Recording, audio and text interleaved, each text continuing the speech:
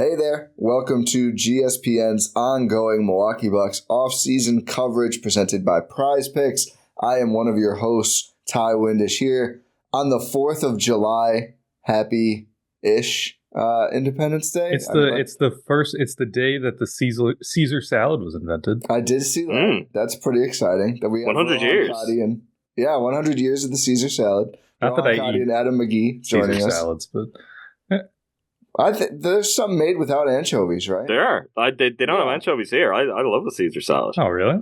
Yeah, Yeah. you gotta look into this more. I wouldn't even say it's standard anymore. Really They interesting. can have You gotta anchovies, make they sure. can have bacon, Yeah, but you it's gotta not. make sure. Yeah, Interesting. it's a good salad. We're here to talk about the Milwaukee Bucks anyway, but we're actually going to start kind of, I guess, counterfeitingly on this Independence Day with Giannis Antetokounmpo playing for Team Greece. Just quickly, we are recording pretty early in the morning on July 4th, so they still have a game against Egypt, and their opponent, if they win or if at least they advance, which even if they lose, they may have a good chance to advance, but I mean, spoiler alert, I think Greece has a pretty good chance against Egypt. Anyway, we're not gonna get too into any of these specific games. The overall point, because we don't know the tiebreakers, and if Greece loses, everyone is 1-1 in the group, and we're like, ooh. And we don't know who they'll play because the other side, that same situation is possible. But Slovenia has lost. There's a chance Slovenia doesn't even make it to the final or to the knockout round, to play Greece, which is a huge deal because they certainly were seen as the biggest threat coming in. Obviously, you know, if teams are beating them, that means New Zealand, Croatia, they pose threats too. These are good teams. Croatia especially looked quite good in their game against Slovenia. But the main point here is Giannis looked incredible in their first qualifying round group stage game, I think is the correct way to put it. What, do you have the stats up, Rohan? What, he shot 11 for 11 and scored like 30, how many points? 32 points. 32 in 19 minutes. Yeah. Yeah. He looked awesome. Great block, but there was a scary moment. So again, we have this Bucks fans thinking they can tell Giannis if he should play for his national team or not. I even got pushback on this idea. I mean, one, I didn't get pushback on this idea. Obviously, it's his life. Obviously, he wants to compete and play for Greece. I think opposing that is just silly and just dumb.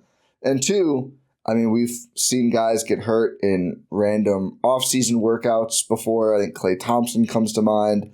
We saw Marcus Cousins, OJ Mayo, whatever happened. I don't know if I don't know. Chicken soup. You can get bit by a dog. I mean, a lot of things can happen, is what I'm saying. Let's hope the OJ. Yeah, let's hope that doesn't happen to anyone else. OJ, kind of a one-of-a-kind player. But, like, players get hurt and players don't get hurt. I don't see the point in freaking out. I know there was a scary fall. Scary falls happen in, like, scrimmages, too. You know, you're not going to lock him in a room where he doesn't move all summer. If he did, you wouldn't like how he looks at the start of next season. And even beyond that, like, it's his choice. It's what he wants to do. And I Greece love when Giannis plays for Greece. Greece is also not playing him a ton, right? Like 19 minutes, 18 minutes, I believe, whatever it was. Very, very small amount of minutes for a guy like Giannis, who is far and away the best player on the team. So obviously, Giannis coming back from injury, missing the postseason for the Bucks, slowly ramping him up. I think during some press, John Horst and Milt Newton talked about this, and they were like, yeah, it's just, we're in constant communication with the Greece team, with their medical staff, with their training staff, trying to make sure we're, treating Giannis the right way. So everyone is on the same page here. The Bucks are, the Greek national team is, Giannis is, so I think it's not really much to worry about. I think because of the amounts of money involved, a lot of people like to pretend, it's reasonable to assume the Bucks can control their players for 365 days of the year. It's his job. Like, he can't, But like, it's like if your job, Rohan, were to, like, he has an off-season built into, his calendar. Like, there is an off-season there. If your job was to tell you exactly what you had to do at all times when you were not officially, like, on their clock, you'd feel a certain way. And I think if we extend that to something that, like, it's his national team, he feels deeply passionate about it for a number of reasons. Again, if your job were to tell you that something that is, like, really important to you on, like, an identity level, just be like, nah, we're not cool with you doing that. You're just going to have to sit that one out. you'd hate your job and you get a new one. Like, it's ridiculous. Shout out Andrew Wiggins, who's probably there right now. He said no to Team Canada, right? No, the Warriors said no to him playing for Team Canada this summer because they're trying to trade him, which is a horrible look and which you would not want the Bucks to do. The other part of this is let's not act like we don't know the power dynamic here. Sure, the Bucks pay Giannis a big check. There are 29 other teams who would love to pay Giannis a big check, and if their way to do so is saying, we'll let you play for Greece all the time, they're not going to care. Like, Giannis is the one who means more to the Bucks. It's like that meme where it's like, I consent, and there's just some random person, I don't. Yeah. Like Giannis is the guy, right? We've all talked about this. Of course, he's going to be allowed to do what he wants to do in the offseason. And the fact that it's just play more basketball, I just don't think it's concerning. I personally enjoy watching Giannis play basketball. And especially this offseason, like I get it. Like, you know, if it was like 21 was the worst example because it's right after the longest, deepest season ever. He played a ton of basketball, came back from the injury. He hasn't played in months. Like, it's probably going to be good for him to get some games in and get some run in and not just have no high competitive ball from whatever it was, late March to September, April, October. March? Yeah, something like that. It's also, it's not the 10 games of Greece that's going to, if Giannis ends up injured in April of next season, it's not, we can't just all blame the 10 games of Greece when he's on track to have played 82 with the Bucks. Like, it's ludicrous. Yeah. Can I pose this is a pretty incendiary question, but I have thought of it when I've seen some of the reaction. Do we think the reaction to Giannis playing international basketball would be the same if he was American, if he was playing for Team USA? Absolutely. Because I do get the feeling that it's like it doesn't matter to a lot of Bucks fans. There's a large portion. I'm not gonna generalize too much. There's a large portion of Bucks fans who just want whatever Giannis wants that makes him happy, and like you said, Ty, will just enjoy watching Giannis play basketball any opportunity. But I do think then there's another part of it who just very selfishly are like, well, I care about the Bucks. That's it for me. Why is he playing for Greece? I have no interest. This didn't happen with Chris and Drew playing in the Olympics right after the title run. Yeah, I think it's maybe a little bit of that. I also think it's part of just, I don't think there's the same understanding of international competitions for Americans because they just, I think a lot of them would disagree with even if he played for Team USA just because it doesn't have that same feeling of like the Greeks watching Greece try and compete or really any other nation in basketball. Like I liken it to like I think the soccer comparison is better because I think people would understand it more. I also think there's a feeling that like Greece hasn't been one of the best couple, like they haven't been contending for gold medals. So I think there's a little bit of like, why even bother? Although I think this year is one of their best chances. And again, like I never bet on teams against Giannis. The fact that he's there, he looks great, he's playing. I think they do have a chance to beat just about anyone. Obviously, it's going to be really hard to beat Team USA for that team. But, I mean, if anyone can try and do it, I think it'd be fun to watch Giannis try and do it. Can you imagine like the quote-unquote golden generation swan song for Team USA with Steph, LeBron, KD, Kawhi, all these guys, and then Giannis just beats them? I wish we had Tyler Dorsey on Hellas, man. I think they need Tyler Dorsey, but they need him back. Travis Outlaw, you better be ready. Part of this too, though, if like for Giannis, people got to remember Giannis' own personal story and his journey. As for much as there are complications and not so pretty elements to the story involving Greece, he has a reverence for Greece because what he feels like Greece ultimately gave him the opportunity to do. So it's not just, oh, this is my national team, I want to play for it. There's like a real sense of he wants to achieve something for Greece. He wants it to culminate in that way. And you're right. I've spoken about this on God knows how many pods over the years, and we come around to international games, and we always have this kind of conversation. As someone from Europe, soccer was my sport growing up. But if you're like, well, do you want to play club football for insert big club here, Manchester United, I support, or do you want to play for Ireland? Like, what's your dream as a kid? My dream is to play for Ireland, and that's really just kind of how it is in a way that is different. The US does not lack for patriotism, and it's found like when tournaments come around or when events come around, but there is just something that is often much more deeply ingrained, and maybe even more so when you're from what is an underdog country, and that's very much for Greece fall in this pecking order. They can't. Giannis can't sit out qualifiers and they show up for the Olympics and then they just go and get a medal. They've got to do it the hard way, and he's got to be involved if they're to have a chance. So I find it infuriating, but also interesting because it does just feel like there's a disconnect. And that's a disconnect that will apply, I think people should be aware of, between Giannis and them. It's not like Giannis is coming from a similar mindset or has grown up viewing international basketball in that way. He's spoken about a lot of players he idolized and that kind of opened his eyes even to being able to be a basketball player that came with the Greek national team. So it's something a little bit different, and I think it's kind of easy to respect it. As you said, could he get injured? Sure. We've seen him get injured multiple times, and yeah, he could get injured walking down the street. I just said that as if that's not something that I did, which has stopped me from talking about the Bucks for a couple of months. But that's how life works. So, yeah. I mean, obviously, it's a heightened chance when you're playing games. But again, I think if Giannis is in any sort of gym, he's probably going hard. You probably have to kick him out of it at some point. Like, there's just always a chance. I don't think it's any way to live life. Just say, don't try and go bring your country to the Olympics and make history because we're worried that you might get hurt again. Like, don't play any regular season games. Let's see if we can get the 9th seed, and then we can bring it. Like, no, just play the games, see what happens. Personally, that's always where I've come in. So I'm excited. I'm hopeful Greece does make it. They're in a good spot, too, right now.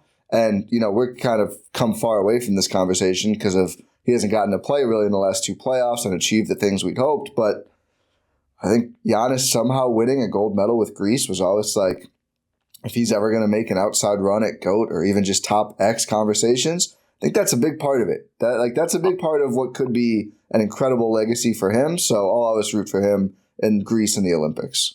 Honestly, tight silver or bronze, and that's the medaling. That's the Ginobili Argentina element. That's like if he could get Greece to a podium, that would mean everything. Yeah, 100%. Okay, so then the Bucks news outside of, and the Bucks have no other players who will be in the Olympics at all. At least, still an open roster spot. Danilo Gallinari is with Italy. I will just leave that there. Potential player or potential coach. No, actually, he said he wants to play. I think Jim Ozarski reported. Somebody asked him for some reason. Yeah, it was he Jim. Still wants to play. Yeah. Anyway, no other Olympic athletes to talk about. I shared a bunch of Bucks players who have been on Team USA in the past. Damian Lillard, Chris Middleton, Brook Lopez, Bobby Portis, but none of them this year as they form their little super team of washed guys. But the Bucks did sign Taurean Prince on July 3rd to a veteran minimum contract, 1 year to the day, actually, after they signed Malik Beasley to a veteran minimum contract, which just goes to show all the people who were just bombarding Twitter and everywhere else with, Horse sitting on his hands again, never gets anything done. Free agency, when you're playing with vet mins, often develops over the course of multiple days, and the Bucks in the last couple of years have pulled in some very good players on vet mins. Taurean Prince, coming from the Lakers, has also played for the Wolves, the Hawks, is 6'8" with a longer wingspan. Or is he 6'8" with a longer wingspan? He's pretty big, long player. Not the most physical. I got a lot of people wanted to, especially Lakers fans, wanted to push that out. 6'6" with a 6'8" wingspan. Is that it? I think or so. 6'9" maybe. Shot, I think, 38% from 3 on pretty high volume. Defended a lot of primary scorers last year. There's a graphic going around where he was one of like the 10 or so. 7-foot wingspan? Wow. He should really grab more rebounds. I think that could be a point of frustration, but a good player, a very good shooter on high volume, a bigger player, 30 years old. So really kind of in his prime here. For vet min, an incredible signing. So what was your guys' reaction? Starting with Adam, because we have not gotten to hear Adam talk enough Bucks lately, when Taurean Prince was announced coming to Milwaukee. Yeah, I'll be honest, in part because I haven't been as checked in as I've been Warriors. I didn't really have anyone on my radar. Part of that is just how the Bucks are going to have to fill out roster spots, and you got to wait for free agency to unfold, get a sense of, okay, well, who's going to get more than minimums maybe that you expect or don't expect, and how that works out. I was really pleased. I think following on from Delon Wright, I think another fine piece of business. This is a really, really nice pickup. I think a lot of people are going to have some misconceptions about Prince, and maybe just at a glance, I think you touched on one already, and it's probably right. He isn't necessarily the most physical or aggressive. even though he kind of has, like, he's kind of idealized in a physical sense to be like this multi-position wing forward defender, which I think is probably a lot to do with that stat of him being one of the guys who was spending the most time on primary forwards. Another element of that might be the fact that he was on the Lakers, and there's, you know, other guys in that team who you're just not going to give those tasks to, even if they're better equipped for it. Yeah. But I think he is a very good player. He is capable of moments defensively that are probably better than his defensive rep overall. I certainly wouldn't put him down as a defender. What I think is interesting to me, though, is he is always a guy who has had the ability to really ignite an offense. And the fact that, say, post-Hawks in those early days of his career when he was figuring it out and he was afforded a much greater role, I think what's interesting is the 3-point shooting has held up as he's become much more of a role player. He's a really good shooter. He's confident. He can take it to the rim and he can finish. He's the kind of guy that when you're just projecting forward, like, I don't know, you mentioned Beasley in terms of a year on. We're not going to look at him in the same way we probably looked at Beasley in that time on a night-to-night basis. But Taurean Prince is absolutely the kind of guy who is going to have nights. And he could have a playoff game where he's a real difference maker. He's just a very well-rounded player who's pretty experienced at this point. We talked about before we started. The fact that it's like, 8 years since he was drafted, that he's 30 years old, just makes me feel like I should be in the ground by now.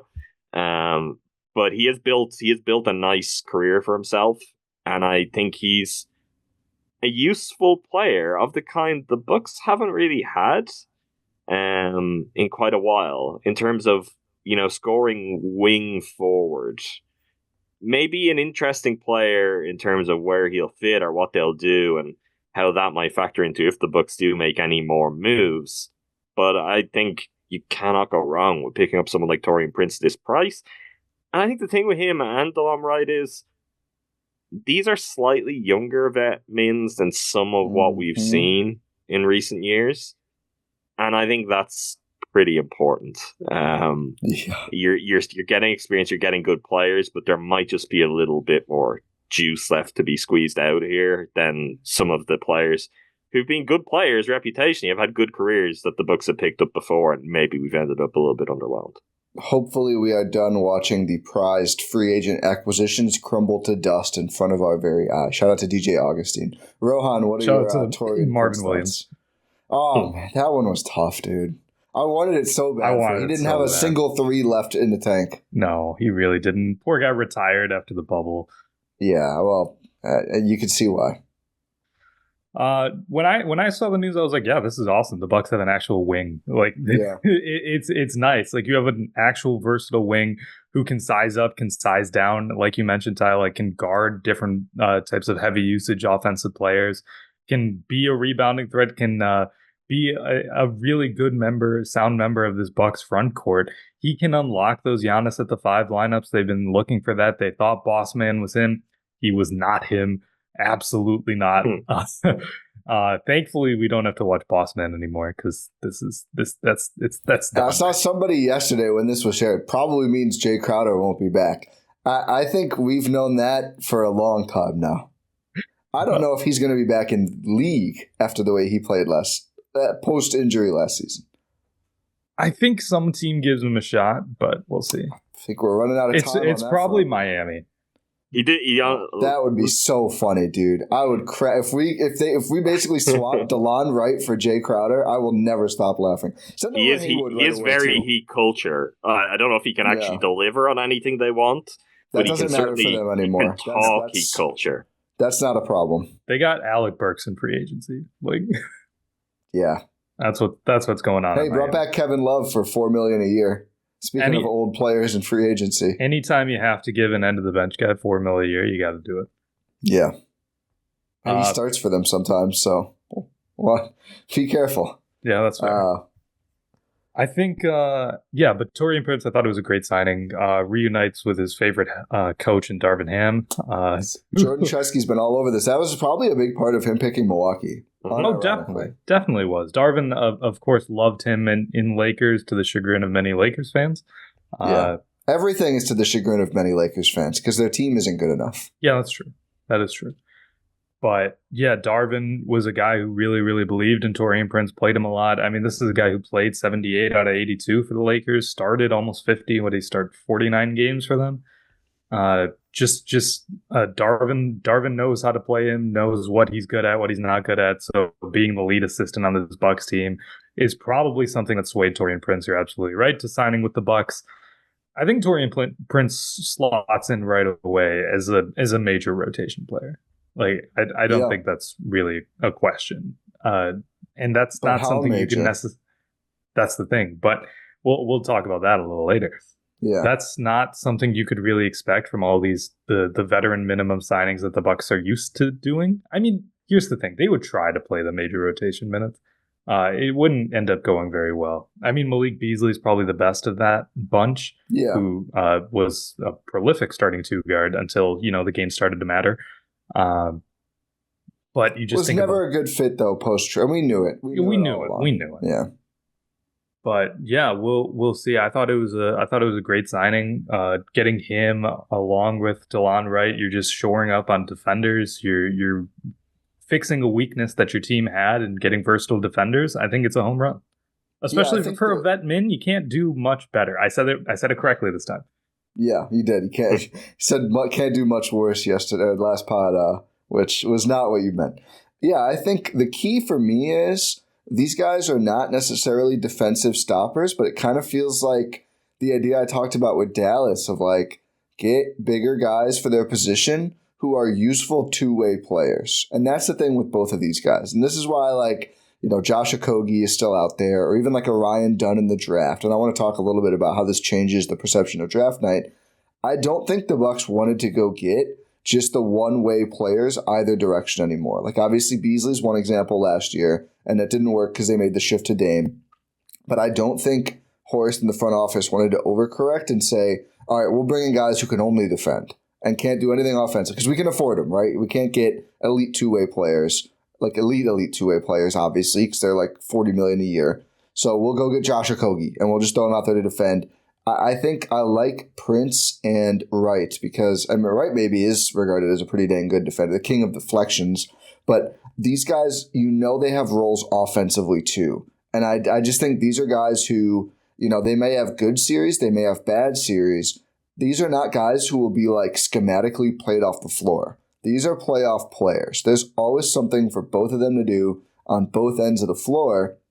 And I think that's why I really like both signings. And now you look at, even if the young players are static, like AJ Green, a good shooter, your specialist shooter, holds up okay defensively.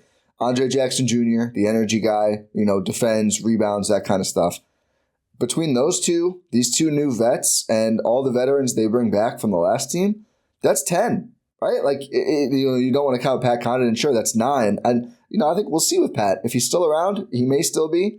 Maybe he has another good year in him, maybe not. But it's a deep, versatile team. I think there's a lot of different ways they can play with that personnel. I think you're not in a situation, again, injuries will dictate a lot of things, but if Giannis is out, it doesn't really matter either way. If they're mostly healthy, they'll be able to not need to rely on Brook Lopez to play 30-plus minutes if it's a tough series for him. They have the personnel now between Bobby, Prince, Chris, etc., and some of the young wings to go smaller more often. Oh, by the way, didn't Pat play with the select team? Oh, mate, probably. He did it. He was talking up a big game, but playing for Ireland at the time, and then he just called for the select team, and he just turned his back immediately. See, that's sad. Don't turn down Ireland for the select team. Like, you're not going to make the big boy squad. When do you have to play for Ireland, though? When? That's part of the problem. Issue, right? But he has said, "Oh, I'm going to work out. I'm going to do this." He said, "Oh, if I can't play basketball, I'll play baseball." I haven't seen him do that either. So come on, Pat. Yeah, we can't dig into like when those games are because Ireland's not in the qualifiers right now. You have to do no. We're the tier below. So yeah, technically it's like we've got some like condescending group of like it's called like FIBA Small Nations. It's just we do really well in FIBA Small Nations. But it's because it's actually called FIBA Small Nations. Yeah, it's like that. And to be fair, a lot of the other nations they are smaller. But in recent years, there has a championship for small countries. Oh my God. So is Ireland like the huge kid who decides to not go up to the next grade level in sports here? I don't think we decide. We're not allowed to go. You're They're not letting us. We're getting held back. They're worried about Pat. They're worried about what Pat would do. Andorra has won the most medals. Andorra's good. Ireland's too. Andorra, like, come on, that's just a lot of Spanish guys. You just miss out on Spain. They're like, you're going to play for Andorra. That's the tiniest of countries, but dealing with a different advantage we don't have. But yeah, Andorra, Ireland, chose Iceland, USA select team. Armenia, Austria, Azerbaijan, Malta, San Marino, Denmark, Cyprus, Luxembourg, Moldova, Norway, Wales, Albania, and Scotland. Like, I mean, Austria. What's the population of Austria? They're not a small. I feel like they should not be in this country. I wonder, are they having the opposite thing where people just go to Germany? They've nearly got 10 million people. Get out of here. I was going to say, like, they're well, it sounds like they're not doing great anyway. Anyway, we'll get back to, we'll probably have international basketball to talk about later this summer. We can do more on small nations then. I do want to. I do love geopolitics. Shout out San Marino for winning a gold medal in this. San Marino. On Taurean Prince, I do want to sound a note of caution on his defense. I will admit it has been a number of years. I did have a couple of seasons where I was probably watching every Taurean Prince game. It's been a while though from when that was the case, so there'll be some learnings on exactly what has he become on that end. I think part of what you get out of him defensively is going to depend on how the Bucks decide to play defensively, or if they want to let him be something of a wild card at times. Like, he has had success being a very aggressive defender. He is a guy that if you kind of gave him carte blanche to go and play that way, I think he would come up with a lot of steals and deflections, and he could be a real kind of agent of chaos. Whether the focus and the kind of discipline is going to be there kind of play to play down the floor, where he's not someone that's going to get on people's nerves at times for maybe some lapses, I think that's a different question. But like, so much of what we do and talking about the NBA now does come down to like positional ideals and just like these kind of archetypes of a player. And physically, he does have those tools where you're going to put him out there and he should be able to hold up. Maybe they can unlock different things. The Darvin Ham element is interesting because that isn't just the Lakers. I mean, I feel like Darvin was his development coach when he first came into the NBA with the Hawks. Like, his first 3 years in the NBA, I think 3 years, before Bud and Darvin moved on for the Bucks, he would have been playing under Darvin. So that is an interesting wrinkle. And again, I know we were talking offline about the staff and what way things shape out. Like, Darvin obviously has a lot of goodwill and trust and relationships within the organization too. I'm guessing he was someone who was very heavily leaned on for, well, what do you think he could bring and how it fits within this? So that in its own right is kind of an interesting nugget. Yeah. Is 2 years. The third year for Prince was when Lloyd Pierce took over. So that's right. And then after that, he only had one more year in Atlanta before he went to Brooklyn. So most of his Hawks tenure was with Bud and Darvin from 2016 to 2018. I want to note he did finish tied 25th for most improved player, 2017-18. One vote, which a lot of guys had one vote that year. So shout out to Taurean Prince. But yeah, I'm excited. I think I've heard that sentiment a bit and certainly agree that he's not like this elite defender. I think maybe he will seem like it compared to Malik Beasley, one. Sure. And two, it is an interesting test. And I feel like, again, this is one of my takeaways from this playoffs. Like, PJ Washington certainly wasn't either. But you put him in the right role on a really good team, and it just seemed to unlock a lot more of his game. And I know he's not the physical player PJ Washington is on either end, so I'm not expecting that, but I do think maybe there's a little more to unlock or maybe a little more he could take on. We'll see. But yeah, I'm excited about it, and I think for all the jokes that Lakers fans and others have about Ham and Prince, that's fine. They are replacing him by paying Max Christie, who is playing like 14 minutes a game, $8 million a year. So I will certainly take Taurean Prince on vet min because he's a lot better than that. And I think I'll certainly take Darvin Ham as an assistant coach because he was an assistant coach on a championship team. And I am just a big fan of having Darvin around. So excited to watch Prince. So the next question here, does he start? I mean, the Ham intrigue is part of this. Darvin Ham thinks maybe he should start over Giannis. I do think, we've talked about we want someone bigger in there who's got some range defensively. If he's not a stretch 4, and maybe can he and Chris be co-stretch 3.5s and work it out together? Maybe that's going to be interesting to see. And I think we can talk about closing lineups later as well. I think there's some really intriguing options with these 2 new guys there.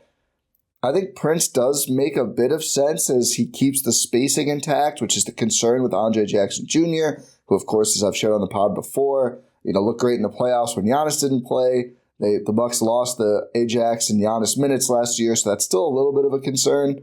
I think Prince, you keep that spacing, but it's a longer, more versatile defensive player. I think right now, maybe the leader in the clubhouse to start. And again, maybe there's more moves. There certainly could be another player brought in or a trade made or something like that. But Rohan, what do you think about Prince starting, or do you have a different player that you have your eye on more in that regard?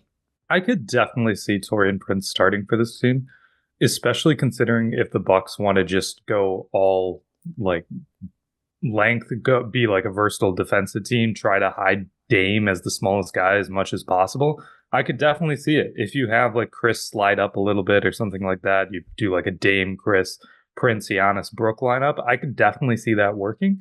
And I think he might, let's assume just no other moves right now. I think he is the leader in the clubhouse to start. I mean, he already has the lead assistant in his pocket, in his back pocket. And that's not to say that he doesn't deserve to, because he is he is a good player. He's a versatile player. Adam, I agree with you. His just overall individual one-on-one defense might not be the best, right? It's not like he's prime Kawhi Leonard out there, but he fits within this context of the rest of the Bucks roster, where you're not going to see him played off the floor, like you mentioned earlier, Ty. You can see him play parts in different types of schemes. You can see him as a point of attack defender. You can see him as a switchable wing defender. You can see him as a lot of different things, right? So just being able to have that guy in there in the starting lineup to sort of cover up for Dame or Chris, whoever it is in that starting lineup, I think it makes a lot of sense.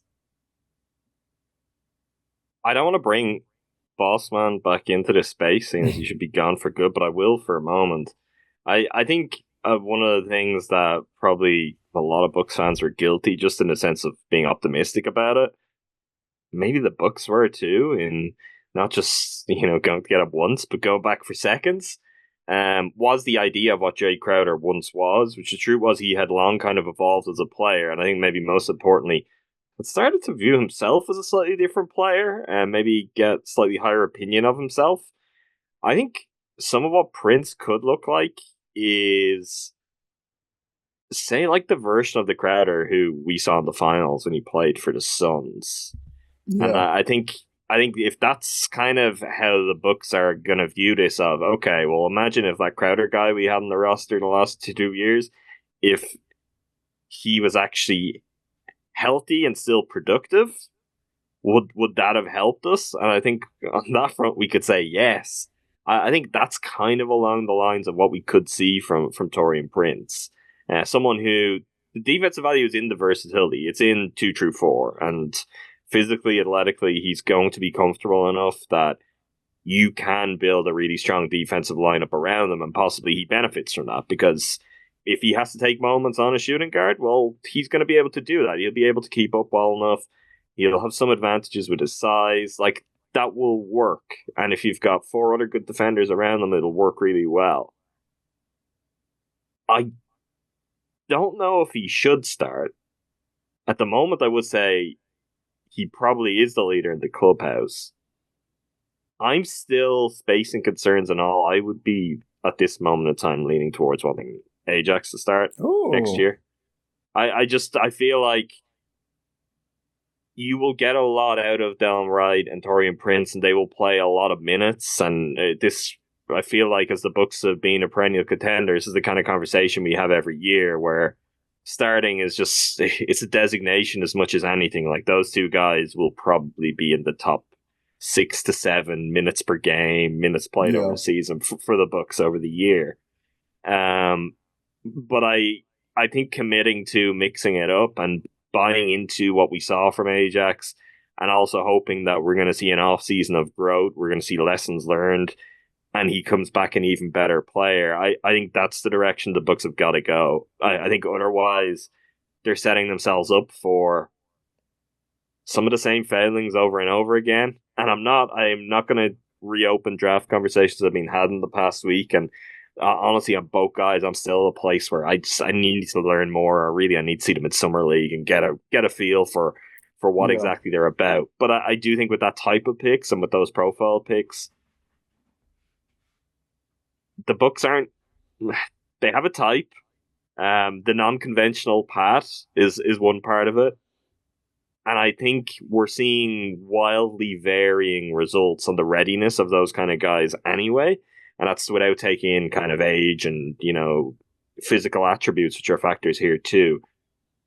I don't think we're going to see a lot out of the players they've drafted this year. I think in one of the cases we may not see a lot out of them next year either.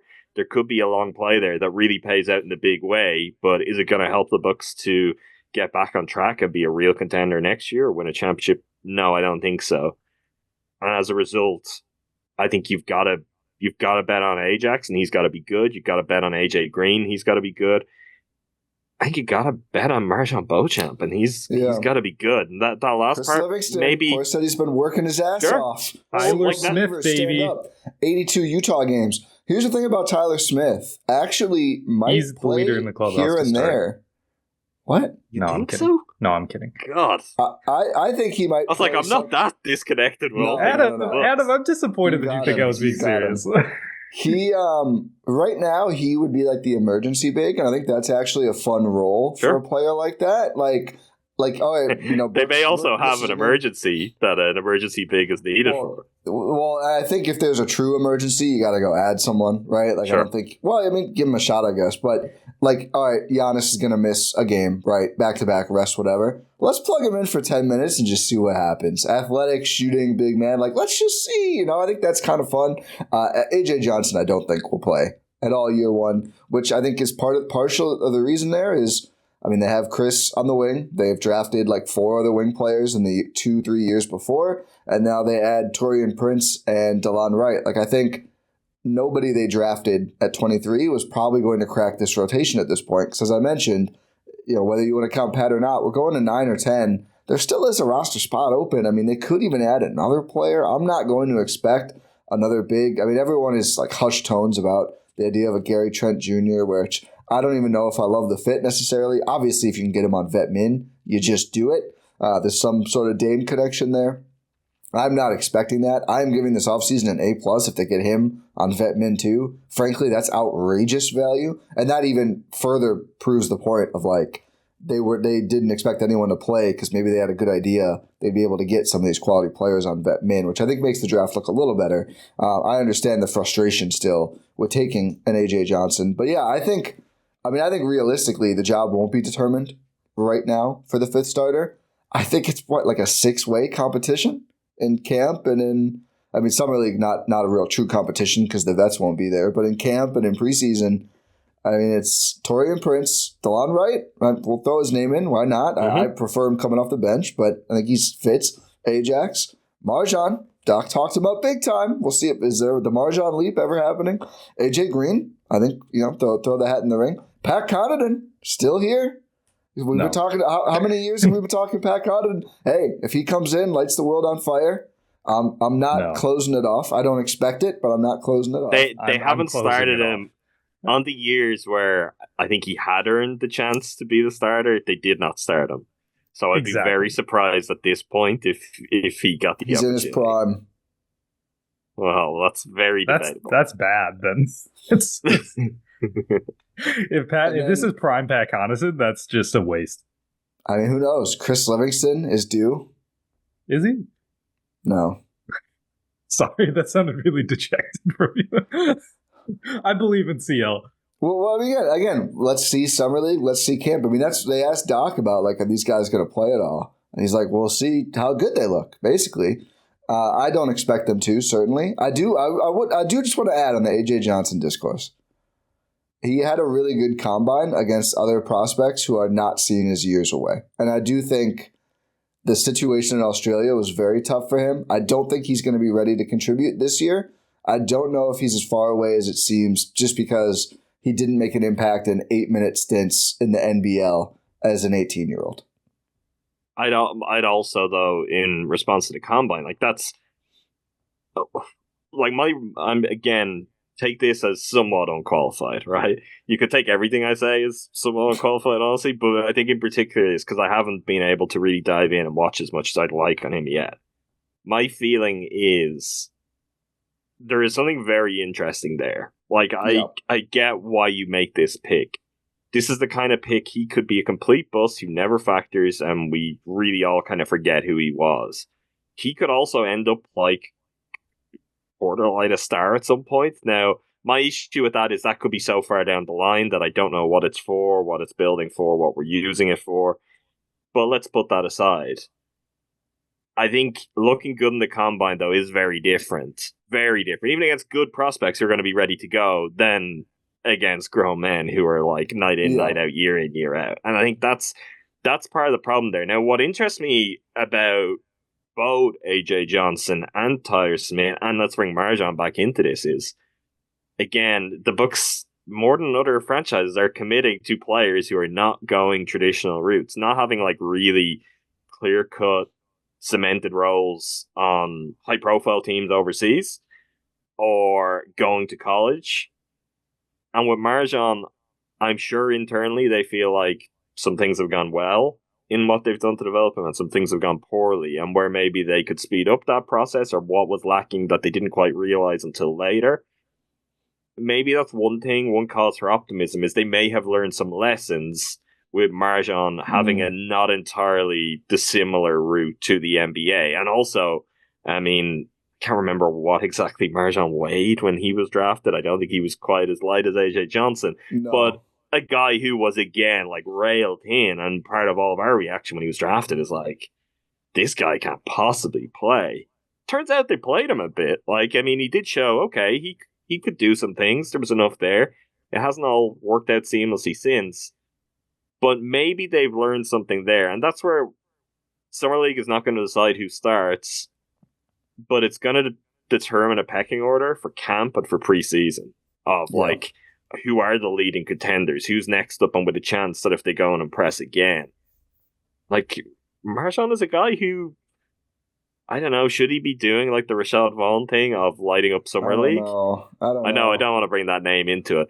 They put Ajax on the graphic. I think he'll be there for sure. But yeah. You don't think MarJon will be at Summer League? I think he's a little... I don't know. I mean, listen, role-wise, it makes sense. I always think it's a little cringy when guys with that much experience go. He's not good enough to not go. No, he probably should go. Yeah, honestly, I'd feel really down on things at MarJon if he doesn't go to Summer League and be like, yeah, I've been around the block, I'm the guy, and I'm going to prove that, I shouldn't be here, and I won't be here in future years fighting for any team's attention and like a potential contract. If Ajax is going, MarJon should go. I think Ajax, they're putting on the graphic. They haven't dropped the roster yet. I can't wait. I mean, I think this is going to be, I feel like I say this every year, this feels like it's going to be the best Bucks Summer League to watch ever, because I do think these guys are playing for a shot at real minutes down the line. Could they win the title? Anyone could. It's just never the Bucks. It's just I love Summer League until the moment Summer League starts, and then I'm like, this is just like...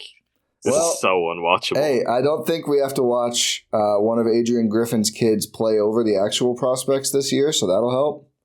Wait, that happened last year, didn't it? Yep. Yeah, that did. I forgot about that. Yeah, Doc Rivers says isn't he put Spencer on the coaching staff. That's fine. I don't have no issue with that. Don't put him on the Summer League roster. If Austin Rivers is the point guard in Summer League and AJ Johnson is nailed to the bench, I won't be happy.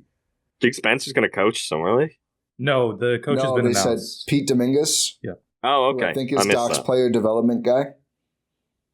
So yeah, I think looking forward to Summer League again. We're like, remember Amari Moore? Yeah, I remember Amari Moore. Never played because there was a Griffin on the court instead. But yeah, Amari Moore, Bucks legend, probably has 0 minutes ever. I can't wait for Summer League though. Doc Rivers is good friends with John Smoltz. Doc Rivers is good friends with everyone. He's a networker. Interesting. Sorry, I'm just on his Wikipedia. There is a Hulu series at the moment, which maybe touches on some of. I still haven't watched any of it. Don't know if I'll ever bring myself to. I heard it's bad. It's definitely bad, but I've heard it's as a film and television person. Did you see my idea to Saved Clipped as a concept? No, I didn't. They should make it an anthology where the same horrible acting choices play completely different players to almost make it meta how bad they were at casting for the people. Because Lawrence Fishburne is kind of close. Austin Rivers reviewed he's like, oh, he's a little too big to be my dad. That's okay. He's close enough. You can't get stuff right. Yeah. All of the others are horrible. Horrible. The guy like Chris Paul is hilarious. The guy, none of them are good. I mean, it's so fitting that theirs is so bad and the Lakers one is like perfect on who played who. But I think you should just lean in and be like, Steph Curry last year, that's Austin Rivers now. Whatever. Who cares? Well, just shift him around. I think more important is, and I've only seen a couple of clips, but my God, I saw one which was like Doc was like running drills at a practice, and the basketball looked terrible. And none of the players played like the players. Like, you've got to cast basketball first. I do remember with Showtime, that is kind of how they went about it. And they looked out and casting a guy who looked like Magic Johnson as well. Like, I mean, you can't get luckier than that. Yeah. But if your show is about basketball, which I don't think they would say their show is about basketball. There's some bigger issues, about the Great American Experiment tied into Clipped. But no, what I have heard is, though, like, Doc is he's the engine driving that show. There's a lot about Doc, and I guess the wider world of Doc Rivers tangled up there. I wasn't aware, like, Doc about how big he thinks a Clipped. I'm sure he's talked about it on a brave podcast. person. I don't know. Don't feel like he's probably acknowledging Clipped. Doc Rivers, come on, make time for this. We'll talk about Clipped. That's one way I'd watch it.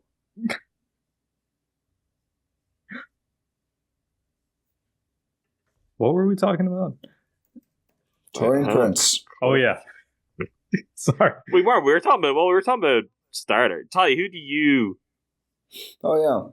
Did you give yours? I mean, who do you think? I haven't given one yet. I think it's going to be a legitimately open competition. I think Prince is the most likely right now. I would love it if Ajax just went and won the job, though, and I do think that should be the approach the Bucks have of just like, we're going to run it with 3-4 different options and just whoever plays the best, whoever pops is going to win the spot. I think knowing Doc and Ham, I'm going to assume it's going to be more like a Taurean Prince than an Andre Jackson Jr., but Ajax raised his stock a ton throughout the parts of the regular season and certainly the playoffs last year. I'm not huge on AJ Green for it. I think he's held up well as a defender. That to me is not the same as you're going to cover the 1 through 3 best option. I don't want to put him in that spot. I think MarJon legitimately winning the spot would be the most fascinating and exciting outcome because I think Ajax and AJ Green should be in the rotation regardless next year. Like, I think they played well enough, whether one of them starting or they're both coming off the bench. I think they earned that. MarJon is the one who hasn't, but Doc was like, oh, we think MarJon is the most skilled. He's just been hurt for all our practices, couldn't incorporate him mid-year. I think it's like the biggest inflection point where I think he could start. I think he could be off the team by the first game of the season. I think that like anything within that range of outcomes is possible. So that's the one I'm most excited to see about. No, I don't think Chris Livingston will actually be able to start. He's just too big. Would love if he earned some minutes, though. And I do think Horace shouted him out. He's been working his ass off. Let's see it. CL unleashed. I think the thing with MarJon being most skilled, like when I hear that feels like that could give him the edge if he puts it together and if he can go and actually show him deserving. Because the Bucks do tend to, in a way that's not necessarily typical in the NBA, and I would like to see them maybe follow the NBA trend a little bit more. A lot more good teams are not necessarily, our starting lineup, here's our 5 best or kind of most skilled guys, or even necessarily 5 or 6 or 7. There is more of a kind of reliance on, okay, we've got someone who's a bit of a Swiss Army knife, right? They're just going to do a lot of things well. They'll fill in, kind of plug some gaps of defense. They'll be, good facilitators offensively. They'll be unafraid to go drive to the rim. ideal world they could shoot, but most often with these kind of players, they can't shoot all that well. And like that just, to me, that feels like really close to what Ajax is. And I mean, the spacing is the concern, and that's if he was to shoot better, that would help a lot of it. But the Bucks have, in recent years, continued to trend towards, I guess, something that on paper feels more like, yeah, all 5 of these guys are going to hurt you, as opposed to, well, this is our most coherent and dangerous unit that we're going to kind of put together, and we know they're going to work it out in a way that's going to make them most formidable. And I know there's a lot to still ask of Ajax, and we didn't necessarily see that, but I do think I would like to see the Bucks maybe experiment with a lineup that fits more of that mold than necessarily. Cause I think Taurean Prince fits that too. They might just decide, oh, well, Taurean Prince, like, he could go get 15 points on a given night. That's useful for us. Let's go play him.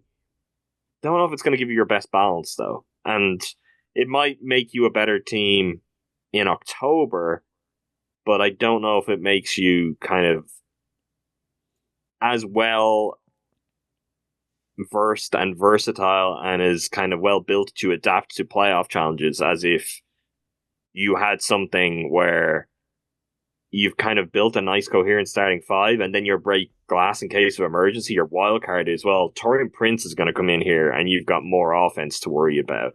Or whoever is going to come in, you've got more defense to worry about. Do you know what I mean with that? It feels like we see more teams go that route, and the Bucks have yet to do that.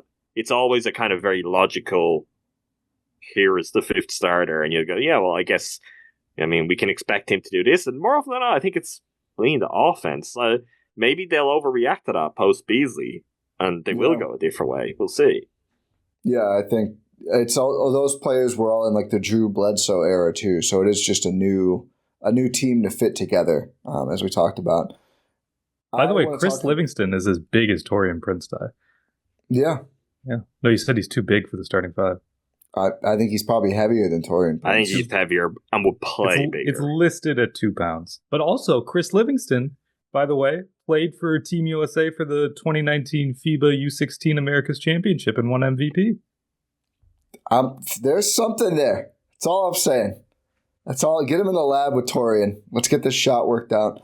I want to get your guys' thoughts on a certain lineup, but first I want to talk about winning lineups at PrizePicks, America's #1 daily fantasy sports app with more than 5 million members. PrizePicks is the easiest and most exciting way to play DFS. It's just you against the numbers, unlike other apps. All you do is pick more or less on 2 to 6 player stat projections and watch the winnings roll in. You can win up to 100 times your money with as little as 4 correct picks. And if you're looking for fun promotions, PrizePicks has got you covered every week, from lowering select player stat projections on Tuesdays to help your lineup hit, or get your entry fees back if you have a losing lineups on Fridays. The finals are over, but the hoops action doesn't stop on PrizePicks. Women's basketball is still heating up ahead of the Olympic break. Stars like Caitlin Clark, Brianna Stewart, and of course Asia Wilson are really fun to put on your PrizePicks lineups. I was one away from a full Sixer slate winning. I went less than on Jackie Young points, rebounds, assists. That's a mistake. That's a big mistake. Jackie Young's playing great. I wouldn't do that again. Small sample size. She's just getting back, but learn from my mistake there. But the Caitlin Clark more than assists right now. She's like putting up double-digit assists every game, folks. Good time for CC passing the ball. If you want to get in on the action, download the PrizePicks app today and use code EuroStep for a first deposit match up to $100. That's code EuroStep on PrizePicks for a first deposit match up to $100. Pick more, pick less. It's that easy. I need to rant now because what Jordan Tresky just put in our chat. These music accounts need to stop. Now it's these music accounts where they've evolved from just being like, oh, I like it. The first music, it was like, well, Stat Muse, then Hater Muse. Then it would be like, okay, Giannis Muse. I love Giannis. Oh, whatever. Still weird to me. Just be a person online. Like, I think that's why online discourse is so bad. It's people aren't even themselves anymore. But now they're like posting as if they're the person. And it's like stolen valor. It's so weird. They're cosplaying as Taurean Prince. I don't think those tweets, well, they are and they aren't. I mean, I don't know if you read all the tweets. But I saw some of them. I think The Klay Thompson one is egregious. Where it's like, good night. Gonna wake up a Dallas Maverick. Like, what are you doing? You're not. I think there's an AJ Johnson one, which just shows you how ruined we are as a society. And that one, I think too, was like. I think it runs deeper than the Muse accounts, but they are. It does too, but the Muse account's getting worse. It's the canary in the coal mine. I don't know. I don't know if the Muse accounts were the canary in the coal mine here. But the Stat Muse is good. It's a different thing to anything else. It's so different. Yeah. Like, there's I will not agree with the Muse accounts are good ones. It's like, no, there's Stat Muse, which was one thing. No, I never said they were good. There were some that were like trying to be a Stat Muse for a player specifically. Yeah, they were less sick. I don't need that. They were less sick. No one needs that. No, they didn't need that. Fire up Stat Muse or better than what it is. Basketball Reference or stats.nba.com, and you can learn all about your player there. The team ones were the least egregious post original Stat Muse, where it's just like, here's a bunch of Buck stats. Fine. Yeah, now they're not even stats. It's like, oh, hey guys, what's going on in Dallas? I'm a Dallas Maverick now. No, you probably don't. You probably don't even live in Dallas. Of course not. No. I feel this is, though, bordering on old man yells at cloud for us in having gone through a cycle of NBA online experience. No, I don't disagree with you. I'm definitely not saying you should care. Yeah. But we could have a full episode. Maybe we should. Maybe it's an After Dark at some point about how the online NBA experience has evolved. That is a good After Dark topic. It's horrible now. That's the whole pod. Cut this, clip it, put it on that feed. Done. It's terrible now. It's really bad. The interesting thing. I want to talk about a certain lineup, but first, I think the shooting of the young players is like one of the more interesting subplots, and I just don't think we have enough data yet. Because you'll see, like, Andre Jackson's a shooter now. Andre Jackson did shoot 37%, 46 attempts. That's 17 made threes. That is not a meaningful sample. And even MarJon, who really improved his percentage. 75 attempts, he made 30. Shot 40%. That's great. Like, which of these or both of these or whoever, and to be clear, I'm not putting age. I believe in AJ Green as a shooter. He took 169 attempts last year in slightly more minutes, not like 6 more minutes than MarJon, not a ton more minutes. Took way more threes. Like, I believe his track record also, like that, not including him here, but which of or both of or just how those two guys come into summer league if they both play, training camp, preseason, how they look shooting the ball and what the results are is going to be massively important to this question because we know it matters. It matters a little less with Dame. It still matters with Giannis how guys shoot, and just for every team. You need to knock down threes if you're a role player. So that's going to be really interesting. I think MarJon's form is better. I think he shoots them a little more confidently, but he always wants to do like the 1-2 dribble pull up and shoot, which is terrible. And then Ajax just won't even look at the rim most of the time, which is obviously a huge problem too. So I think both of those guys defensively could earn the job. I think it's going to come down to how reliably can you do real starting wing stuff, which is really like drive, pass, or kick at the right moments quickly enough. So I'm excited to see how they look this next year. Do you believe that those guys are ever going to be good shooters? Because I guess that's the place where I'm at is I don't put any stock in that. And it's like, if that ever happens in a way where you're then like, yeah, it's real. And we've seen enough of this over a long enough period of time to say it's a real sample, we can buy into it. That changes everything. I don't think I'm gonna get caught up in it when I come back. I think MarJon can be a real shooter without even solving his biggest issue, which for me is just like the skips in processing. That it's like you don't take the three fast enough and it's not open, or you're open and you try to drive instead into a player. Like I think that's what we saw from him. But I actually believe that I think the shooting can be there. You're right, Ty. Just the catch and shoot shooting, I think could be there for MarJon. It's just the other things, right? Yeah, because that's where is the shooting enough for him? I think if Ajax all of a sudden was a really good shooter, there's no debate. Like it's kind of like, okay, well, this just seems like the obvious. So MarJon, you'd be like, okay, well, you've got some playing time. Like we'll find minutes for you. Yeah, he's not necessarily the answer or into a massive role. Yeah, I do. I see why they said that about MarJon though, because I think he's really good on the dribble. I think he drives well. He's athletic. Ajax is still probably the most intriguing of the young guys, though, still, I think, just because he just fills the gaps between Dame, Chris, and Giannis so well if the corner three is reliably falling. And again, percentage was good. The shot form improved a lot from college. I'll give him credit for that. I mean, Rohan and I talked about this a lot, like during Summer League. It's like, oh, this looks way better than it used to, because you pull up the college tape and it's like a freaking trebuchet. Now it's better. It's still not beautiful, but I don't need it to be beautiful. You know, you want him to take wide open shots. Josh Oppenheimer, you were misunderstood. I don't know about that one, buddy. Certainly a take. They need to just like do a psyop to convince Giannis it's a 5-second free throw timer in NBA like it is in FIBA, because it looks way better. I don't even know who this was. Yeah, it's 5 seconds. Well, he took 10 when I saw it. Well, there's still Giannis rules. Maybe he can take 15 on 10. He can take 10 on 5. This is not a shot at anyone. It is a shot, but it's not, because I don't know who it was. So I'm not actually, if this is you, I saw this on Twitter. People like getting excited, posting videos of Giannis making free throws in practice. I'd be like, oh, look how smooth that. I posted not commenting, just observing. It's not the same. It's not the same. It's not about him making the free throws, though. That everyone missed the point. And I don't like to explain myself on Twitter because people don't care. It's the fact that he just took them. But that's the thing. He's not doing it in games. Yeah, and that's like mental. That's like an anxiety thing of the game. I've no doubt Giannis could make 500 free throws in a row really quickly in a practice setting. There's a maniac who works out all the time. Like, he's... The only reason I was excited was to see him practice them without taking an hour between, which is obviously what he should do. I don't think on his own, every time he takes a free throw, that the routine is what it is in a game.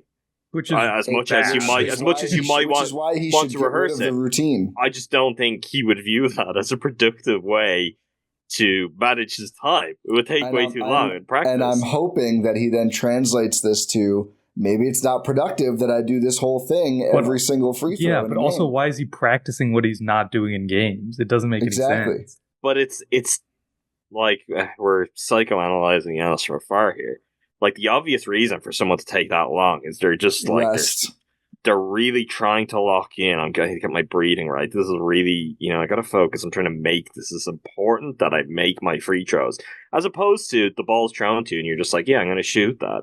Like, and that is something that is never going to be replicable, because your free throw in practice, even if you make up games, even if you put stakes on it, is never going to be as important as a free throw in a game. I mean, the greatest mystery of Giannis still is the free throw shooter we saw for the Bucks to win the championship. Yeah. Right? Like, he's clutch, but that's the one, because that's the greatest pressure of all. And it feels like almost his brain managed to disengage somewhat, and it was like, I don't know, a flow state for him. I just, the practice thing, because that's a thing with athletes. Should be the same routine, but it's the fact that it isn't. That tells us everything about why the routine is so slow. It's because he's really trying to make the free throws, as opposed to just, well, I'll probably make it if I shoot. I am one of the best basketball players in the world, and this is just a free throw. Also, instead, he's like above the rim when you let it go. Just push it straight forward. But like, no, you need to get into like a flow state, like you were saying, Adam. Like, because that's the thing. I think I saw something. I wish I knew exactly what it was. It was regarding the Euros going on right now, and some players were wearing like heart monitors, and during like penalty shootouts, it was Ronaldo. Oh, it was yeah. It was like I won't give a free ad, because they sponsor a lot of podcasts. They're welcome to sponsor us. But it was a brand who do like wellness products who, they had one on Ronaldo and they released the data. So the penalty in the penalty shootout, not the one he missed. They didn't release the data around that one. But the one that he scored in the penalty shootout, so after having missed, after having cried, all of that, his heart rate dropped to the lowest it had been all match long. Like, It just plummets. If you'd be like, he's flatlining. What is going on? It went from like 170 to like 107, I think. Yeah. Which ridiculous. In that setting, with that pressure and all that noise, is honestly, that's impressive. It's very impressive. I just like to see Giannis take free throws faster, and I wish he would look at, and obviously practice is always different than game, but I made 11 straight free throws. Maybe I should just do this. That's all. Not expecting him to shoot 85% from free throw this year. Do the Bucks that we know of have a named sports psychologist on staff? No idea. I'm sure there's someone they use. If not, it would seem like that's maybe something they should get on with. I feel like we've gone through many versions of form. Giannis does therapy now. I don't know if it's sports therapy, but he talked about that, I believe, on one of his initiatives for mental health. On how I believe he talked about that on his doc on Amazon Prime, the most recent one too, didn't he? I think that came up in that. But that feels more personal than just working through. That would be what I'd be doing. I'd literally forget Josh Oppenheimer, but forget working with shot doctors in this sense. It's let's just get it to a place where you are confident in you're almost 30. The shot's what it is. Stop saying almost 30 like it's the worst thing in the world. Please. No, the worst thing in the world is when you're multiple years over 30. That's, I can attest. I think the worst thing in the world is turning 25.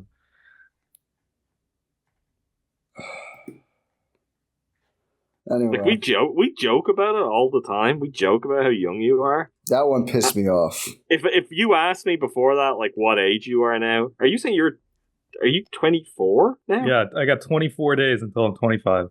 I'd have guessed you were 28. There's just no way. You've been so young. We've made fun of it for so long that it's what are we doing? I said Adam. Happy 4th of July, everyone.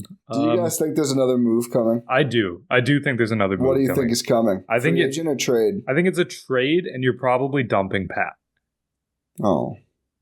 I think it's going to be as simple as that.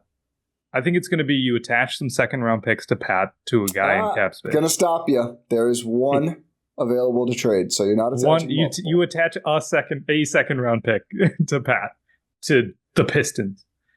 And the Pistons might give you a pick for Pat Connaughton.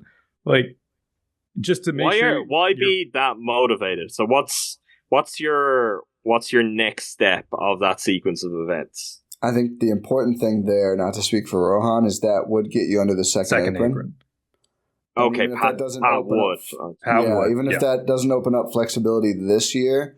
I've seen people maybe it's unlikely now they're going to drop low enough to use the MLE. They added Taurean Prince on vet min. Who are they using the MLE? I mean, I guess if you really love Gary Trent Jr., but I don't think they're going to do that because that's a much bigger move to actually get under enough to do something this year. But that unfreezes your draft pick, and then there's more punitive penalties if you're in it multiple years. So I do think there's real logic there, especially if you are looking at the rotation. All right, where does Pat play?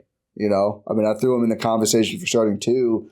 Maybe it's just as likely he ends up on the outside looking in if some of the young guys look good of this rotation. So I think Prince and Delon Wright both come in pretty squarely above him based on how he's played the last 2 seasons. Here's the vision. You trade Pat to Detroit. Detroit gives you a pick because they're the Pistons. I know Trajan Langdon's going to try to do something else, but you can't take the Detroit out of it. Detroit then realizes, oh my God, he actually is buns. What did we do? Even though that wouldn't happen on the Pistons. He'd be the 3rd best player on the Pistons. But then Detroit trades him somewhere else. They buy him out. He comes back to Milwaukee Fedman. So your 2 teams removed at that point. He's got another year after next season, so I don't know if he's going to get bought out. I forgot. Player option, I believe, yeah. I didn't realize he was enough to get below the second apron. So they're close. Yeah. So if you replace him with a vet min, you can't replace him. If you trade back for a player who makes almost as much, that wouldn't. Sure. You have to dump him. Yeah. So it has to be a team with cap space. So it has to be the Spurs. It has to be the Pistons. It has to be. Spurs would make. I think the Spurs actually make more sense than Detroit post Tobias Harris and some of their other moves, and they're going to pay Fontecchio too. Oh my God, I forgot about Tobias Harris. The Spurs really do not have many wing players. I think Pat would really play there, and they're clearly looking for some of these vets, but they're also doing a Lauri Markkanen thing right now, so I don't know if they would pull the trigger on that transaction while they're trying to do something more important to their team. I'd also believe more in the Spurs actually reclaiming him and making him useful and possibly helping them to take a major step forward. We've talked about Cedi Osman as kind of a Pat-ish player, that he is in free agency there right now. So I could legitimately see the Spurs being let's get a version of this player who maybe isn't as good of a shooter, but has been on much better teams when we're looking to put these real vets around Wemby and Castle and Vassell, etc. Yeah. Let's get a Milwaukee second. Yeah. Yeah, I think they're taking a pick. They've been pretty... So yeah, that's the thing. It's like, is it worth your only second-round pick to trade to duck the second apron now? I'm not sure. Well, that's what happens when you trade 5 for Boss Man. Yeah, well, they traded 2 for Boss Man and 3 for Indiana to take the contracts they had to give up. I do think it's an important distinction. I said that just in a way. You're only giving up the contracts, though, too. Like, I agree, as someone who loses my mind every time people are like, why did the Bucks trade away Dirk Nowitzki? These distinctions are always important, but in that case, they're only doing that for one reason, and that is because they wanted Boston, which is tragic. Yeah. My gut instinct is the Bucks are not going to make another move. I think they are perfectly content not to, but I certainly think Horace would if the right opportunity is there. I'm guessing draft night, like, I'm sure he was trying hard on that. Like, it just feels like, for example, for that Pat deal, that's one that if that deal's out there, you want to get it done early so that you've got a different view of free agency. You've got different tools to work with. Yeah. So it's kind of, I don't know, after the fact, sure, there's the player option, so you'd be getting ahead of something. It may still benefit you, but they may just be like, yeah, maybe Pat figures it out this year, and he's a good vet. He won a championship. Let's just... that's the thing. He's not decrepit old. He's like 31, so maybe they just... I could see the vision, too, if they're just like, there's so much just horrible things going on last year. We want to run it back one more time with this core with better players around them, and that's what we're going to do. I think that's fine. I've said before I wanted them to trade one of Brook or Bobby. I think post not getting a center in the draft at all, I don't think you can trade Brook right now. I don't know who comes back. The only center available who I think they would do it for and feel good about starting is Wendell Carter Jr., who I think is really available. The Magic have paid 5 other guys who play at the 4-5. Re-signed Goga, re-signed Wagner. And they renegotiated and extended Isaac, who's he's a big 2 on their radar. I've seen it reported that to them he plays 4-5 as well. I think Carter is available. Problem is the salary matches perfectly to send Bobby Portis for him. Problems there are, 1, why does Orlando want Bobby Portis? I don't know. Maybe they do, but he also is a 4-5, and we just talked about how many of those they have. And 2, if you have Brook and Wendell Carter Jr., you're not getting enough out of one or both of them rotationally. They're not playing together, so I don't really think that makes much sense. So I think Brook being traded makes a lot less sense now. I do think, though, I liked Wendell Carter since he was drafted, and if he feels like a player, he will still really kind of work out, and I think in an ultra productive way, and it just hasn't happened so far.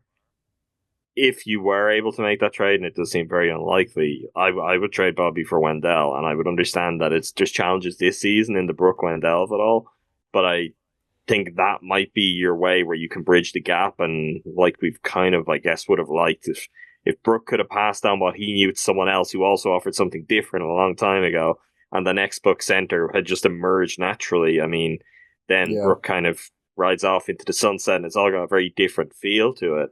I think that Marquise could be the way. Bolden, you were the chosen one. Yeah. This is all the Miami Heat's fault. Dragan Bender, you were also the chosen one. Bobby, though, I don't know, Ty. I don't know. I know you were very upset late in the season in the playoffs. So Bobby, you may have got over it. Bobby is the one that I've kind of just had enough of that, and I think if it is him and Brook back, that's going to be tough because he could find himself in the exact same spots, and we could look at the same things happen, and it'd be the problem. And he is more expendable. Like, even as Brook is deteriorating at a faster rate, Bobby just can't do what Brook does to any approximation, which is kind of the problem. Like, for all of his strengths and for all of he's given the Bucks, if he had shown the ability to, either offer something that they could rely on in a consistent way as a 5, well, he would have got that starting spot, and it would have been his for many years to come, and it would have been worked a long time ago. He didn't do that, though. There's no real signs that that's going to happen now, and I just hope they stop blitzing with him. Just switch. I'm sick of the blitzing. I'm going to be sick if I see him more open threes given up because Bobby just decides he's a blitzer. I think my super, way too 2K my GM trades would be if you get Wendell for Bobby somehow, and then you send Brook for Dylan Brooks, I think that sets you up really well going forward with like better fitting versions of those players. But I don't expect anything. That's like way too, again, with no draft assets. Does Houston still want Brook Lopez? Maybe, but they have Şengün. Like they're not giving him a max extension. They don't love Şengün, but they might still want Brook Lopez that much. I don't know why the Magic do that. I mean, Bobby's pretty big. Can we sell John Hammond on that? I don't know. He's not making the calls, but he is there. He's not making the calls. That's the biggest problem. Yeah, Weltman's there. But Weltman seems in on this too. I mean, they're pretty big roster right now. So, yeah, maybe you have to attach a future pick there. You have I think you have that 2031 first you could trade too if you're ducking the second. Actually, you're probably not ducking the.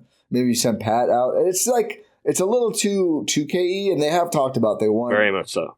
They want the continuity aspect. So I would expect one of Bobby or Pat at most. I really would be surprised if Brook Lopez was traded. I know all the smoke is there. I think that's because other teams want Brook, and the Bucks explored that draft day. Because I really do like Kel Ware. I think there was some buzz that he was going to be the pick. He obviously goes super early, but after he went off the board and all the centers went pretty early.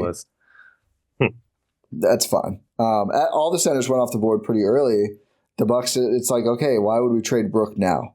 We're going to start Bobby Portis at center? Please, God, no. We're going to start Tyler Smith at center, as Yahoo Sports reported? Going to guess not. I'm going to guess that's a no as well. And I don't want to put Giannis there. We'll say it in the pod again. Like, we're always talking about Giannis' health. Then there's the same people who are saying he shouldn't play for Greece. Start 82 games at the 5 and box out all the time and do this dirty work down low. That's not conducive to him being at his healthiest in April, May, and June. That also might be when he says no to. So. He absolutely did. He has. He's every time he's asked. I love Brook. When Brook was out that year, I miss Brook so much. Yeah, that was a big thing. So much. It's so hard what he does. I can't do it. I don't like doing it. Like he gave all of those codes. And I think that, again, we're not saying never play Giannis at the 5. Close with Giannis at the 5 when it's the right matchup. But I absolutely do not think Giannis is a full-time 5 or should be. No, and yeah, like the Lakers are the most interested Brook team. I don't want any of their players that they would send back. Or the Spurs. Yeah, it's like the Keldon Johnson. I mean, I don't know what Keldon Johnson is. I don't think the Spurs know, which is why he's available. I know what he is. I know what he is. Don't want it to keep in team with the episode. He's a Team USA, former medalist. That's the Keldon Johnson. He's a Patriot. I don't think he won gold. I think he was on the team that lost. No, he won gold. Olympics, or was he on Chris and Drew? Was that FIBA World Cup that he was on? FIBA World Cup, I'm pretty sure. I thought they didn't. Was it the Olympics? Was it the Olympics? It might be. Keldon Johnson is an Olympic gold medalist. Okay. 20 was 2020 Olympics. What's the respect on his name? He's an Olympic gold medalist. It was 2020 Olympics and 2021. I'm sick of these 24-year-olds. I know, they're the worst. I'd like to know what age is, when Tati said 30, that's only 31. He's not like decrepit old. I felt like there was vested interest in that, and I'd like to know what age is decrepit old. How old is Jay Crowder? Oh, no. That's the answer. Sorry, Adam. 34 tomorrow. Or no, 2 days. That's good. He's older than me. I'm cool with this. I was not born in 1990, so Jay Crowder, you were decrepit old. Yep. And Pat Bev, too, who I couldn't believe how many people. Is Pat Bev going to be back? Just no. He's the odds. His Bucks are the odds-on team. Well, that's because people like to lose money. If you bet on where Pat Bev is going to play next year, call the number. Come on. They're the odds-on team. What? Yeah. That doesn't mean anything. It doesn't. It's literally where the money is. Yeah. And it would be very rare, like, for a guy's last team to not be the favorites to be the next team. I mean, just with the way the NBA works with the rights. But unless there's something stated that was to be like, those two teams are getting back together, I would argue there may well have been, the way things finished with Pat Bev's season. The Bucks may just be like, yeah, we're good. We don't need any of that. Exactly. Certainly how I feel. Get Rohan out of my life. Yeah. Well, it's also Pat Bev turns 36 in 8 days. Sheesh. So Delon Wright is not a young man anymore, but he's 4 years younger than Pat Bev, or 3 to 4 years younger than Pat Bev. So No, I think Delon Wright and now Prince. I love how we're saying this, and then LeBron signs a max contract. Like he's ridiculous. LeBron is the clear outlier. It makes it seem that much more impressive, does it not? Yeah, 100%. It's just its own thing too, though. Like where I'm like, it doesn't impress me because it's like we talk about Cristiano Ronaldo. LeBron is aging better to his point, but if LeBron wants to do that, if LeBron wants to be like 46. Someone's going to keep giving LeBron a contract until LeBron stops. Yeah, but the fact is he was third team all. I know, but that will just it's going to fall off. It will eventually, but we've been saying that for a decade. But I don't think that will stop teams. He will have to himself put a stop to it, and correct. He may not. Like some guys now, increasingly just don't want to put a stop to it. They're like, "Well, I'm waiting until Bryce is in the league." What? I mean, Bryce is only 2 years away.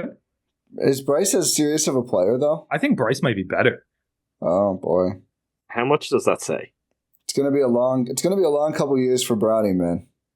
Right. He was agitated about the questions about his dad. I was like, buckle up. What other questions are people going to ask you? Buckle up, man. Oh, God. Hopefully this guy was born. He was born in 2007. That's crazy. Brownie should have put a trade request in immediately. That would have been awesome.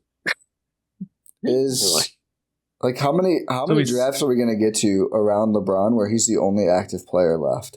Oh, we've been doing that for years. I know, but there was always a couple. I think in 03 and 04, it's just him now. I think 05. That's Lowry, isn't it? Oh, Chris Paul. Lowry's not active. I think he will be. Chris Paul was 05, so he's still got at least one from there. A lot of podcasters on these lists now. Yeah, because Redick's 05, right? No. Is he 06? I don't. Well, I'm still on 05. Ersan was 05. Legend. But Bryce is 2 years away from the draft. Ersan should start a pod.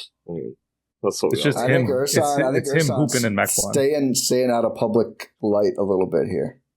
Is he still in Wisconsin? I think he might still be in Mequon. He might be. I mean, he's from JJ Redick was 06. So yeah, his coach, LeBron's coach, was drafted 3 years after him, which is probably the craziest one of those stats so far.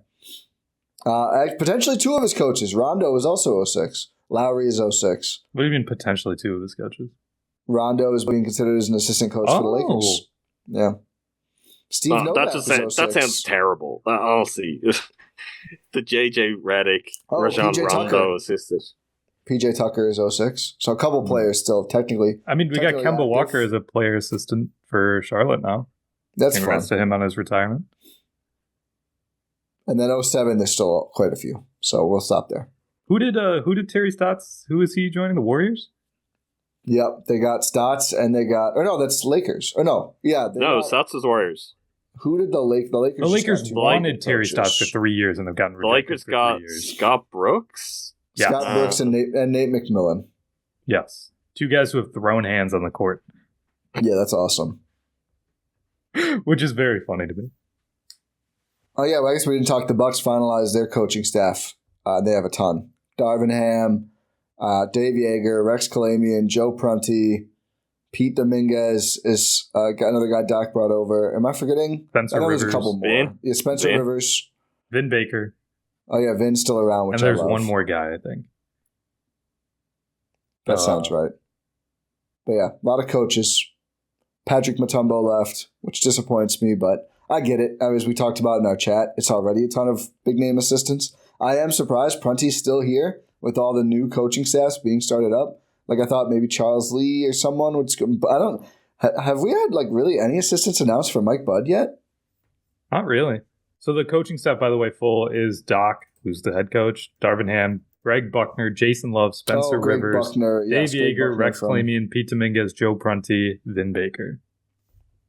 Oh, he's got David Fizdale, Mike Hopkins, Chad Forcier, Vince Lagarza, and Chason Allen. Chason Allen, nice. Chason Allen, yeah. There's a couple of connections there. Yeah. Yeah, I was surprised they didn't get Darvin, frankly. I think he valued the connection with the players and Taurean Prince more. Honestly, maybe just the city also. I mean, he loves Taurean Prince. And everyone loves Doc. Yeah, sure. Also, I have a question since we're wrapping up here. How does this European Championship for small countries work? Because I was looking on the 2024 Wikipedia page, and it's like Andorra won. Only 4 teams played. How? Why is only Andorra, Gibraltar, Malta, and San Marino playing? Why give out 3 medals in a place where you have 4 teams? There are multiple groupings within it, though, aren't there? No, the entire I don't think there's not one winner a year. There's winners of sections, and you then get to play in games that may, eventually get you higher up the chain. I'm looking, and it says there's only one winner each year. I also, part I can give you, basketball would be maybe the 7th most played, 8th most played sport here, would be very underfunded. But I'm going to guess that's true for a lot of those countries where they're just Ireland, we don't have the funding to go and play. Ireland, a lot of teams haven't done it since 21. I don't understand. Countries are busy. Are they choosing not to participate? Denmark pulled up once in 2010 and they won gold, and they haven't done it.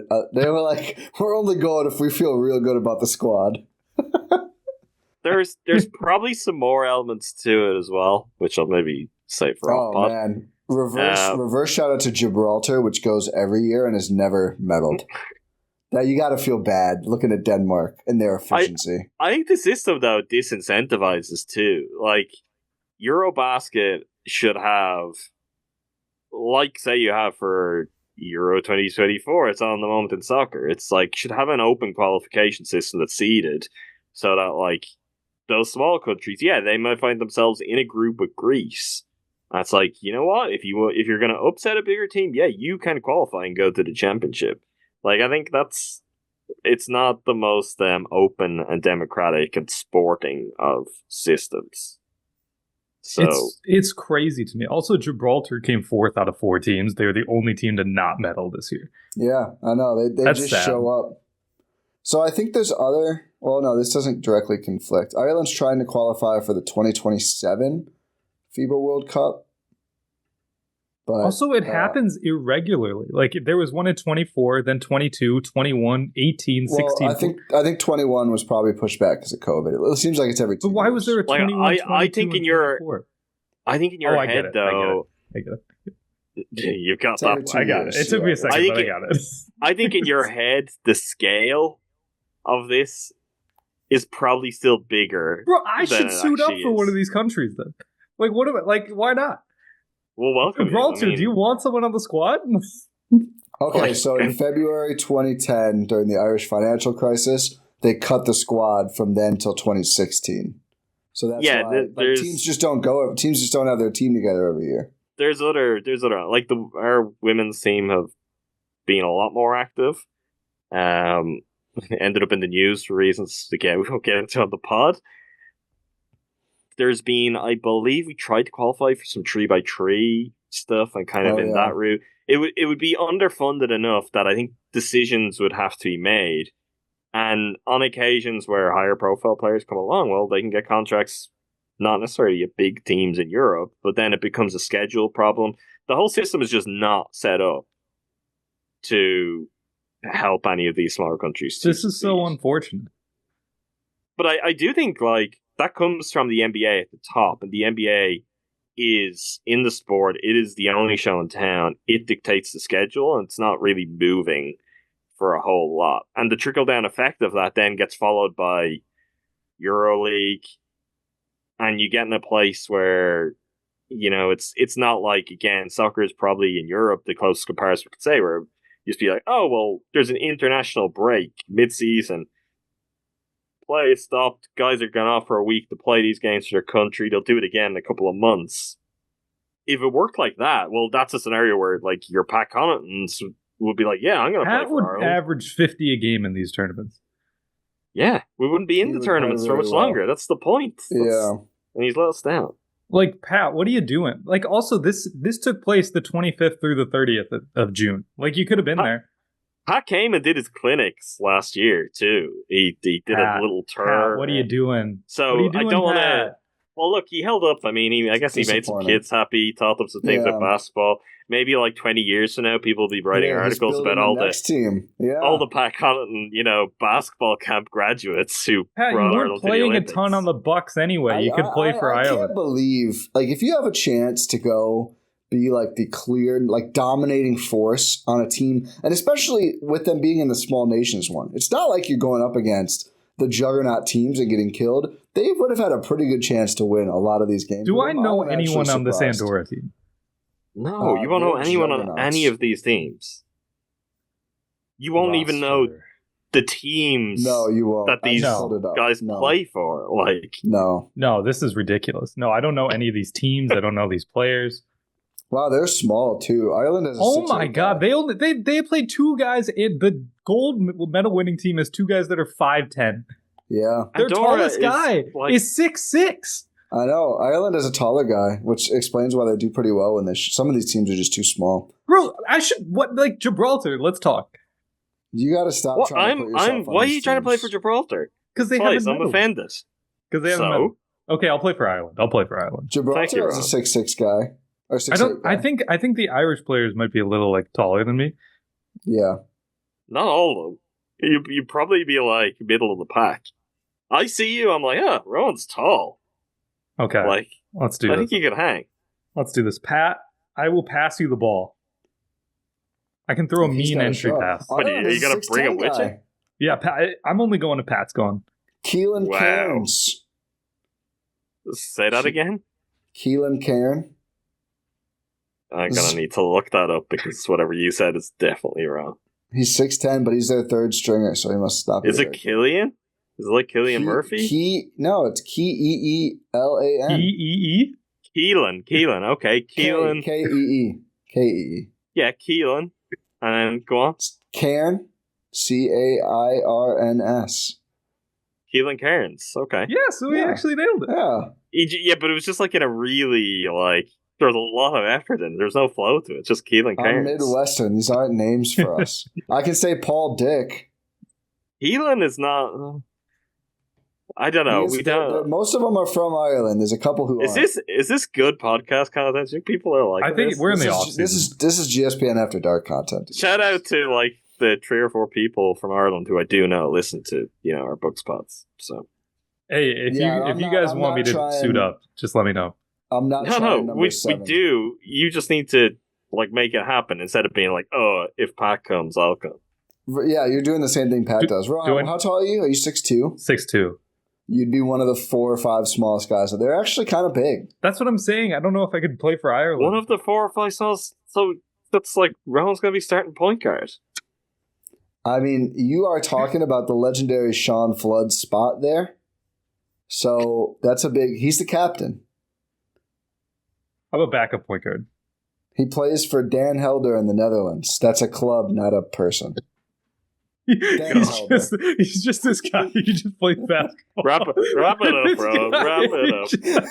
Hey, I'm Dan Helder. He's like, I'm going to pay you to come shoot around.